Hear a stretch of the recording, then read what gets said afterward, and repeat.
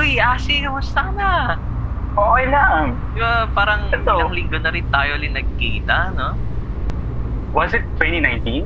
Yeah. Yeah, 2019. Oh, grabe. It's almost 3 years. Magta-2022 na. Oo, hindi ka rin Grabe, who would have thought that this pandemic would last longer than we expected? Yeah, now that you mentioned it, akala ko nung last time, nung may pasok pa face-to-face, yan. Akala ko ilang araw lang tayong walang klase nun.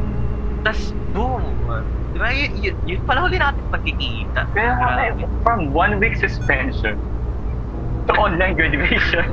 Dude, grabe ka naman dun, online graduation.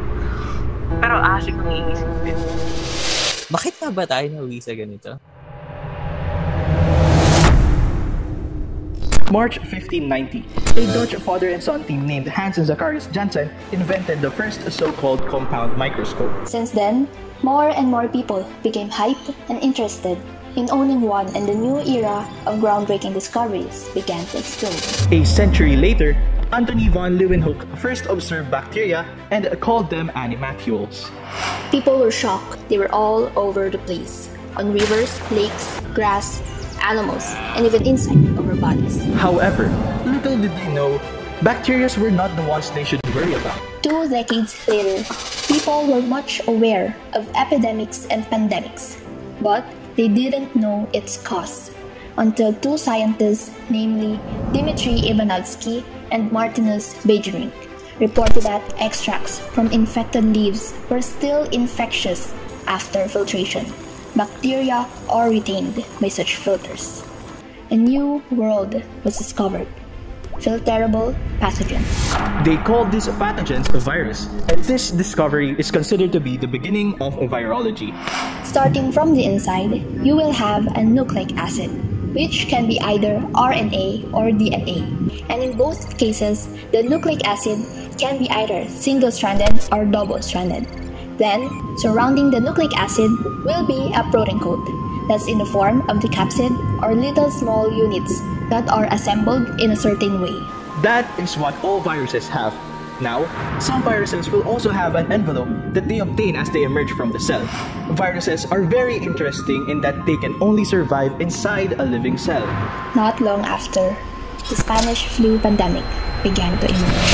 It is estimated that about 500 million people, or 1/3 of the world's population, became infected with the virus.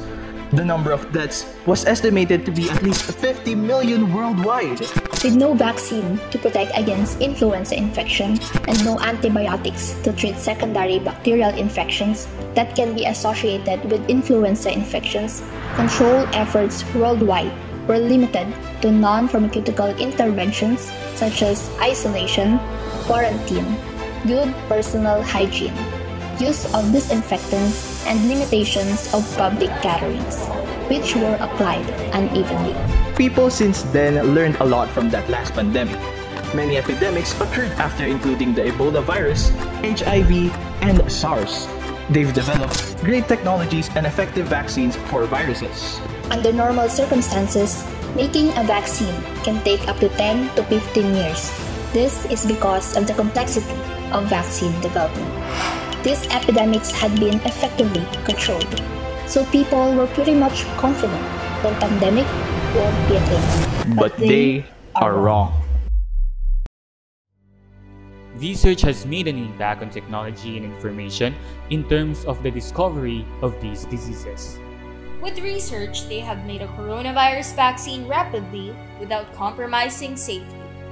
With worldwide collaboration amid a global pandemic, time was a luxury the world could not afford. Researchers quickly mobilized to share their coronavirus data with other scientists.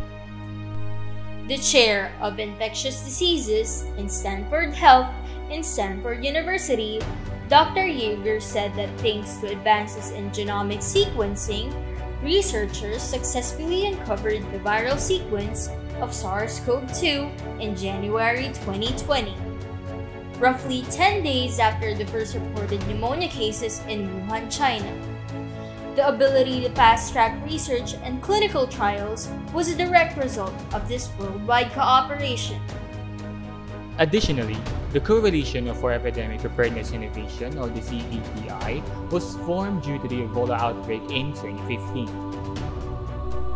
CEPI is a global partnership between public, private, philanthropic, and civil society organizations that works to accelerate the development of vaccines against emerging infectious diseases.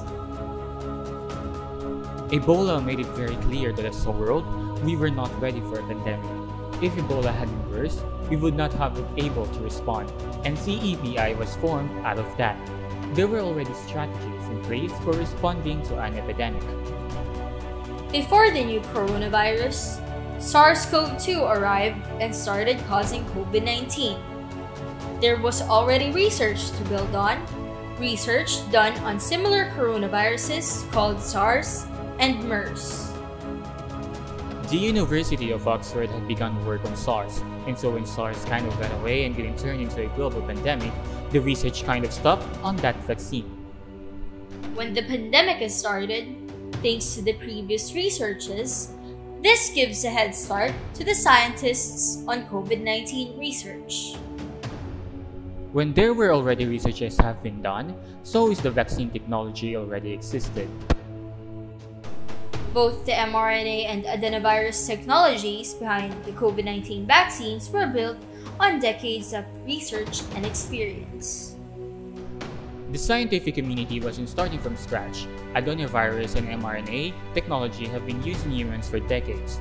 These are not new technologies. It's mature, safe technology that was tailored and employed to fight this pandemic. Vaccines have been working strictly on mRNA for years, such as Moderna, since September of 2010. The high worldwide rates of people with COVID-19 initiated a joint effort in putting public and private resources toward finding a vaccine. People's interests in joining studies also played a part, as well as the availability of existing science and technology. It's been over a year ever since the pandemic began, and although the rest of the world is slowly getting back on track, the Philippines seems not. At present, cases remain high in some areas with a total of 2.47 million reported cases, where more than 160,000 are active, and the total deaths reach more than 37,000. Yet, this does not show the situation on the ground, as pressure builds at hospitals that are suffering from COVID-19 strains. They are already congested, experiencing shortage of hospital beds with the increasing number of patients and infections. Our healthcare workers are also experiencing burnout, stress, and fatigue brought by this pandemic. Many of them have died, became sick, resigned, and retired early. But even in this state, a lot of them still haven't received their hazard pay and risk allowance. As of 2021, 4.2 million families stay hungry in the Philippines, while 3.76 million Filipinos are jobless. And the Philippine government's total debt reaches staggering 11.1 trillion pesos. Moreover, the lack of face-to-face classes for a year due to the pandemic is expected to incur 11 trillion pesos productivity losses over the next 40 years in the Philippines, reminding us that a lot of people are still out of classrooms and are falling behind in education. But how can we go back to our normal lives and routines when we're still stuck in this situation a year ago? Cases just keep on resurging and the frontliners, especially the medical workers, are getting exhausted. Will we see the end of this pandemic soon? Or will we be stuck in this cycle for a year more?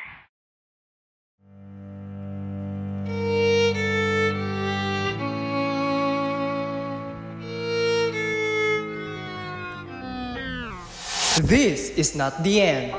There's still a future waiting for us. This pandemic in some way helped us. Cars and aircraft are limited to travel, causing the pollution to lessen. This gave us more time with our family and enhancing our relationships. Flexible learning, Cashless payment, online shopping, work from home.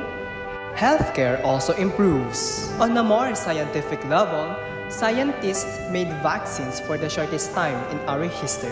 Artificial intelligence also plays a huge part in helping to make contact tracing easier and more effective. The recent Thope Prize in Chemistry makes gene editing becoming more of our reality.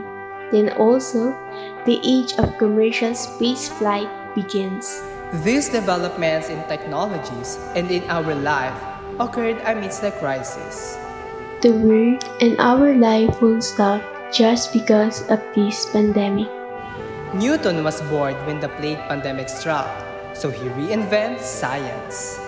As Albert Einstein once said, in the midst of every crisis lies great opportunity.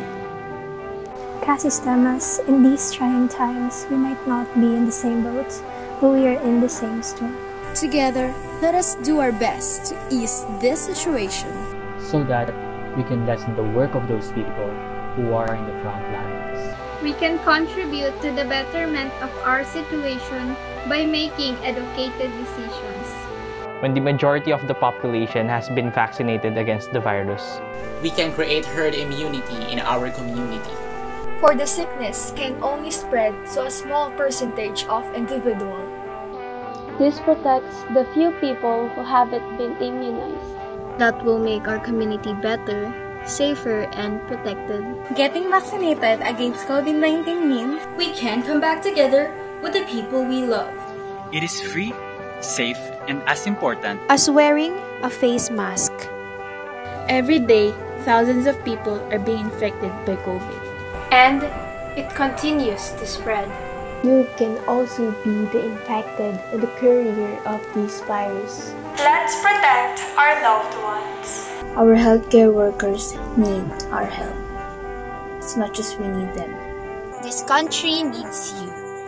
Lives are at stake. We have the power to make a decision between life and death. #magpabakuna.